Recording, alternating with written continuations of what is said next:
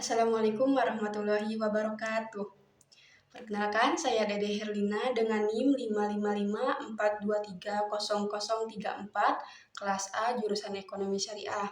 Di sini saya akan mempresentasikan tugas individu yaitu nge-review jurnal.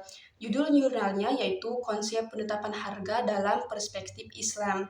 Penulisnya yaitu ada Supriyadi Muslimin, Zainab, dan Wardah Zafar. Penerbitnya yaitu Al-Azhar Journal of Islamic Economy volume 2 nomor 1 dan tahun terbitnya yaitu tahun 2020. Yang pertama yaitu ada abstrak. Konsep harga dalam Islam sejalan dengan maqasid al-syariah yang berarti melakukan kemaslahatan dan mencegah kerusakan di antara manusia. Untuk menjaga kemaslahatan manusia dan menghentikan distorsi pasar, penentuan harga harus dilakukan. Harga dalam perspektif Islam ditentukan oleh keseimbangan penawaran dan permintaan serta keadilan ekonomi dengan mempertimbangkan kepentingan semua pihak yang terlibat di pasar. Namun, pemerintah sangat bertanggung jawab untuk mengambil kebijakan penetapan harga ketika terjadi tindakan zulm yang menyebabkan distorsi pasar atau harga tidak berada pada titik keseimbangan. Pemerintah akan melakukan ini dengan mengidentifikasi faktor-faktor yang menyebabkan distorsi tersebut dan mengembalikan harga ke titik keseimbangan. Yang selanjutnya yaitu ada pendahuluan. Nah, pendahuluan di sini yaitu hasil simpulan dari pendahuluan dari jurnal yang saya review. Fokus pendahuluan pada jurnal Al-Azhar Ekonomi Islam adalah pada kesamaan teoritis antara ekonomi klasik dan modern tentang teori dasar keseimbangan harga, yang didasarkan pada persaingan sempurna antara kekuatan pasokan dan permintaan. Namun, distorsi pasar yang disebabkan oleh berbagai peserta pasar, produk, mekanisme perdagangan, instrumen, dan perilaku menimbulkan kompleksitas ekonomi kontemporer. Pentingnya penetapan harga yang etis ditunjukkan oleh potensi dampak yang signifikan dari penetapan harga yang salah. Konsep Islam memahami bahwa pasar dapat berperan efektif dalam kehidupan ekonomi bila prinsip persaingan bebas dapat berlaku secara efektif. Pasar tidak mengharapkan adanya intervensi dari pihak manapun, tak terkecuali negara dengan otoritas penentuan harga atau privat sektor dengan kegiatan monopolistik ataupun lainnya. Ini memberikan perspektif unik tentang bagaimana ekonomi Islam mengarahkan tindakan ekonomi. Yang selanjutnya yaitu ada isi. Yang pertama yaitu konsep harga dalam ekonomi. Salah satu komponen bauran pemasaran adalah harga, yang menghasilkan pendapatan sementara komponen lainnya menghasilkan biaya. Selain itu, harga adalah komponen bauran pemasaran yang paling fleksibel karena perubahan harga tidak membutuhkan waktu yang lama. Berbeda dengan perubahan produk, jalur distribusi, dan promosi, perubahan ini membutuhkan waktu dan biaya yang besar. Dalam bahasa Inggris, harga disebut dengan price, sedangkan dalam bahasa Arab berasal dari kata thaman atau siru, yang berarti nilai sesuatu dan harga yang terjadi atas dasar suka atau antarodin. Istilah thaman lebih sering digunakan daripada qimah, yang berarti harga real yang telah disepakati. Sebaliknya, harga yang ditetapkan untuk barang dagangan disebut siru. Nilai suatu barang atau jasa dalam satuan uang disebut dengan harga. Teori harga juga dikenal sebagai teori harga memberikan penjelasan tentang bagaimana harga barang di pasar berkembang. Pada dasarnya, besarnya permintaan dan penawaran suatu barang menentukan harganya. Namun, banyak faktor menentukan permintaan dan penawaran suatu barang. Bunga, biaya administrasi, provinsi dan komisi, kirim, tagih, sewa, iuran, dan biaya lainnya merupakan harga dari perbankan, terutama perbankan konvensional. Yang selanjutnya ada tujuan penetapan harga. Secara umum, tujuan penetapan harga adalah sebagai berikut. Yang pertama yaitu terorientasi pada laba. Asumsi teori ekonomi klasik bahwa setiap perusahaan selalu memiliki harga yang dapat menghasilkan laba paling besar. Tujuan ini disebut sebagai memaksimalisasi laba. Yang kedua yaitu berorientasi pada volume atau tujuan harga volume. Harga ditetapkan untuk mencapai target berikut, yaitu volume penjualan dalam ton, kilogram, ataupun meter kubik, atau nilai penjualan, atau pangsa pasar, atau absolut atau relatif. Yang ketiga yaitu berorientasi pada citra. Penetapan harga dapat membentuk citra pada suatu perusahaan. Yang keempat yaitu stabilisasi harga. Tujuan ini dicapai dengan menetapkan harga untuk menjaga hubungan yang stabil antara harga perusahaan dan harga pemimpin industri atau industri leader. Pada dasarnya, penentuan harga tidak sembarang dalam menentukan, akan tetapi harus sesuai dengan anjuran ataupun metode yang telah ada. Yang selanjutnya yaitu metode penetapan harga. Menurut Fendi Ciptono, metode penetapan harga dikelompokkan menjadi 4 macam berdasarkan basisnya, yaitu berbasis permintaan, biaya, laba, dan persaingan. Yang pertama yaitu penetapan harga berbasis permintaan. Metode ini lebih menekankan preferensi dan selera pelanggan daripada keuntungan, dan persaingan. Adapun metode penetapan harga berbasis permintaan terdiri atas skimming pricing, penetration pricing, prestige pricing, price leaning pricing, odd even pricing, demand backward pricing, dan bundle pricing. Yang kedua yaitu penetapan harga berbasis biaya.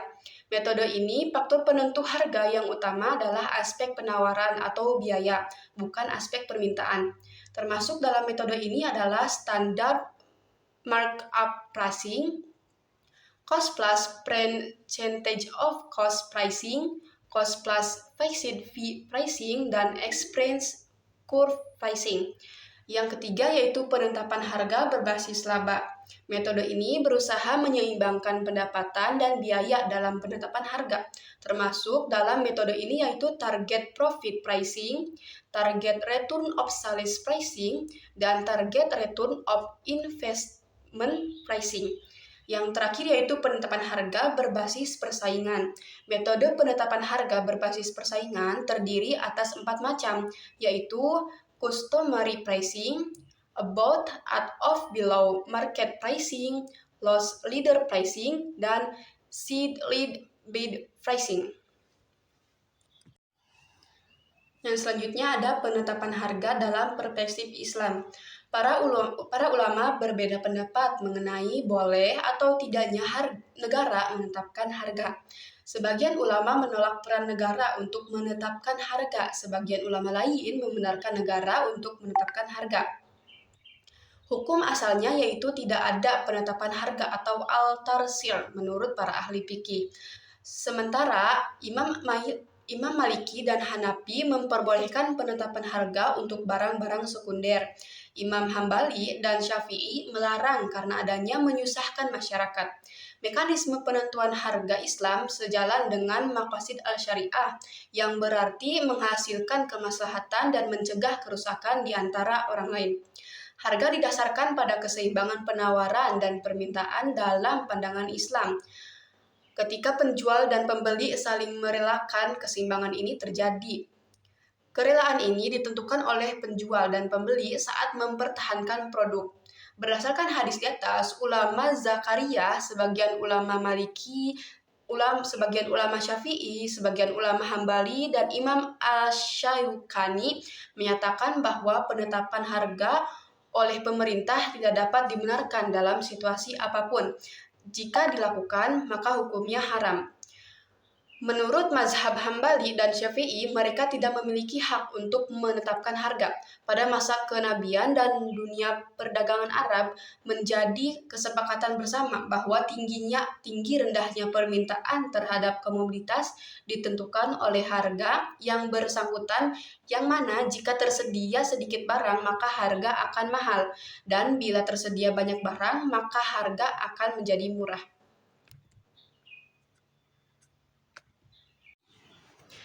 Dalam pembahasan harga serta hal-hal yang terkait mengungkapkan pendapat para ekonom muslim yaitu Abu Yusuf, Al-Ghazali, Ibnu Taimiyah, serta Ibnu Khaldun. Yang pertama yaitu Abu Yusuf. Ia melihat peningkatan dan penurunan produksi dalam kaitannya dengan perubahan harga. Ahli ekonom Islam Abu Yusuf adalah ulama pertama yang berbicara tentang mekanisme pasar. Abu Yusuf kemudian mengkritik fenomena umum ini. Dia hanya memperhatikan kurva permintaan dalam pemahamannya tentang hubungan antara harga dan kuantitas. Ia membantah fenomena tersebut karena tidak selalu terjadi bahwa harga barang akan mahal ketika persediaan sedikit barang dan harga akan murah ketika ada persediaan melimpah.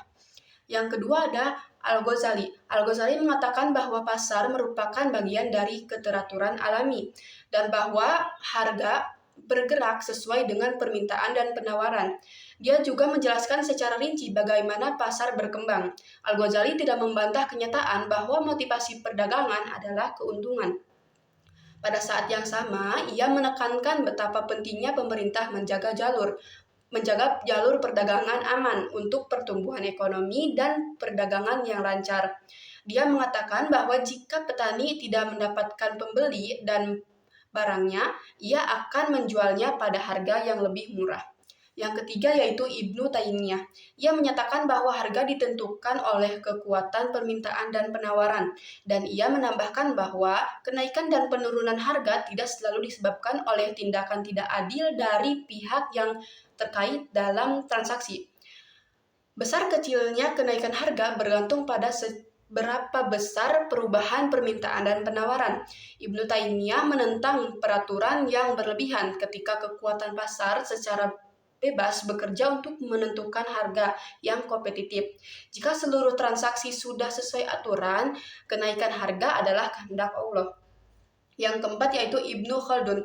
Menurut Ibnu Khaldun, penduduk kota besar memiliki pasokan bahan pokok yang melebihi kebutuhannya, sehingga harga bahan pokok di kota-kota besar relatif lebih murah. Sedangkan di kota-kota kecil, pasokan bahan produk relatif kecil, sehingga orang-orang khawatir kehabisan makanan, sehingga harganya relatif mahal. Jika pendapatan yang dapat dikonsumsi meningkat, setiap warga kota mungkin lebih cenderung membeli barang yang mewah. Hal ini meningkatkan permintaan untuk barang mewah yang mengakibatkan kenaikan harga. Yang selanjutnya yaitu konsep mekanisme pasar dalam Islam. Nah kan di ekonomi Islam tuh kita tidak hanya berfokus pada keuntungan duniawi, tetapi juga berfokus pada keuntungan di akhirat. Nah di ekonomi Islam ini kita bertujuan untuk mencapai maslahah. Nah karena untuk mencapai masalah ini kita harus menerapkan prinsip-prinsip atau mekanisme pasar dalam Islam. Yang pertama yaitu ridho, yakni segala transaksi yang dilakukan haruslah atas dasar kerelaan antara masing-masing pihak. Nah, jika kita membeli sesuatu tapi tidak ridho, ada keterpaksaan di dalamnya, nah itu percuma karena nanti tidak ada yang namanya berkah karena kita terpaksa. Dan terpaksa itu artinya tidak ikhlas ya. Dan yang kedua yaitu berdasarkan persaingan sehat. Nah, berdasarkan persaingan sehat itu yaitu kita tidak boleh sirik terhadap pendapatan orang atau terhadap penjualan orang yang laku karena kita yakin kalau rezeki itu sudah diatur. Yang ketiga yaitu kejujuran, seperti timbangan tidak dilebih-lebihkan, terus kalau misalnya buah ini asam ya bilang asam, jangan bilang manis. Yang keempat yaitu keterbukaan serta keadilan. Oke, yang selanjutnya ada kontribusi akademik. Kontribusi akademik jurnal ini terletak pada upayanya untuk mengintegrasikan prinsip-prinsip ekonomi Islam dalam praktik ekonomi modern. Ini memberikan wawasan yang berharga bagi para akademisi, praktisi, dan pembaca yang tertarik untuk memahami bagaimana perspektif harga Islam dipandang dan diterapkan dalam kerangka ekonomi yang adil dan berkelanjutan. Penelitian ini mengeksplorasi konsep penetapan harga dalam Islam dan menghubungannya dengan prinsip maqasid al-syariah. Ya, dengan melakukan analisis mendalam tentang cara harga dipahami dan ditentukan dalam konteks ekonomi Islam, Penelitian ini memberikan pemahaman yang lebih dalam tentang bagaimana nilai-nilai agama dapat membentuk praktik ekonomi yang adil dan berkelanjutan. Jurnal ini berkontribusi pada penekanannya pada keadilan ekonomi dan kesejahteraan sosial sebagai dasar harga Islam.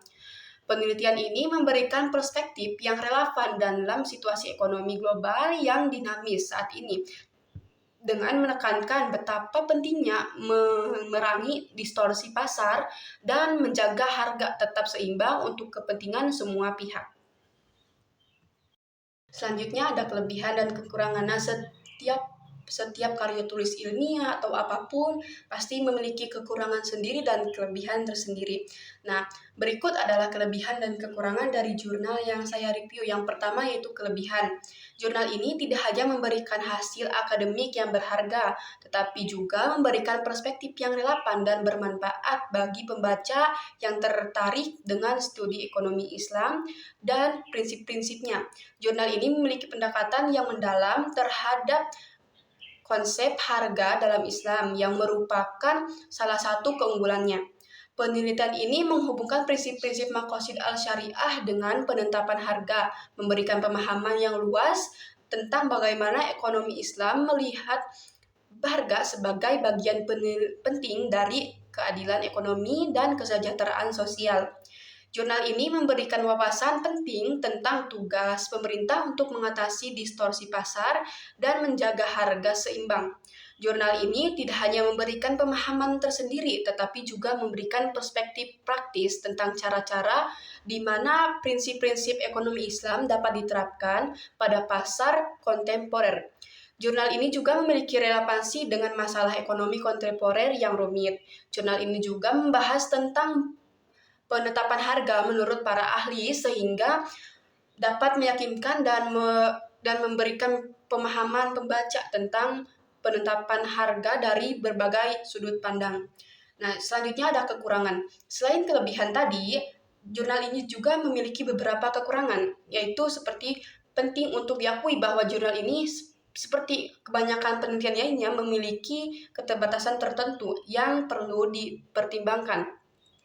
Jurnal ini memiliki keterbatasan terkait metodologi penelitian yang digunakan. Penelitian kemustakaan atau library research dapat memberikan wawasan yang berharga, tetapi pendekatan ini mungkin tidak mencakup studi kasus atau data empiris yang dapat memperkuat temuan dan analisis. Penelitian kepustakaan biasanya bergantung pada data sekunder dan teori-teori yang ada tanpa adanya konfirmasi melalui data empiris dari lapangan. Hal ini dapat membatasi validasi hasil dan generalisasi penelitian. Jurnal ini tidak menyajikan berbagai perspektif dan pendekatan terhadap konsep penetapan harga dalam Islam. Penelitian ini mungkin tidak mencakup semua perspektif dan interpretasi yang ada dalam diskusi akademis tentang topik tersebut, karena jurnal ini berfokus pada literatur dan teori ekonomi Islam yang tersedia. Selain itu, karena jurnal ini berfokus pada konsep penetapan harga dalam Islam, hasil dan analisis yang disajikan mungkin tidak dapat diterapkan secara universal tanpa mempertimbangkan konteks dan faktor lain yang berkontribusi. Setelah kelebihan dan kekurangan tadi, atau setelah penjelasan saya dari abstrak, pendahuluan isi, kontribusi akademik, kelebihan dan kekurangan, sekarang saya akan membacakan kesimpulan dari jurnal yang saya baca. Kesimpulannya yaitu, salah satu komponen bauran pemasaran yang menghasilkan pendapatan adalah harga, sementara komponen lainnya menghasilkan biaya. Harga adalah komponen yang paling mudah diubah dalam proses pemasaran karena perubahan pada fitur produk, saluran, dan promosi membutuhkan lebih banyak waktu. Tapi harga tidak memerlukan banyak waktu. Harga juga menunjukkan posisi nilai yang diinginkan perusahaan untuk produk atau mereknya di pasar. Produk yang dirancang dan dipasarkan dengan baik dapat menaikkan harga dan menghasilkan keuntungan besar. Tujuan penetapan harga dan metode penetapan harga adalah beberapa hal yang perlu dipahami untuk memahami teori harga. Hukum asal harga berarti tidak ada harga yang ditetapkan atau al-tarsir, dan para ahli fikih setuju dengan ini. Sementara Imam Maliki dan Hanafi memperbolehkan penetapan harga untuk barang-barang sekunder. Imam Hambali dan Syafi'i melarang karena menyusahkan masyarakat. Mekanisme penentuan harga Islam sejalan dengan maqasid al-syariah, yang berarti menghasilkan kemaslahatan dan mencegah kerusakan di antara orang-orang. Selanjutnya yaitu saya akan mengerjakan daftar pustaka. Nah, daftar pustaka ini bukan dari jurnal yang saya baca, tetapi dari referensi lain yang saya baca juga. Ada 2 jurnal, yaitu ada Rosda tahun 2020 tentang pengertian harga, fungsi, jenis, tujuan, dan contohnya. Yang kedua yaitu karya THS tahun 2020 dengan judul faktor-faktor yang dipertimbangkan dalam penetapan harga. Mungkin cukup sekian presentasi dari saya. Kurang dan lebihnya mohon maaf. Wabillahi taufiq wal hidayah. Wassalamualaikum warahmatullahi wabarakatuh.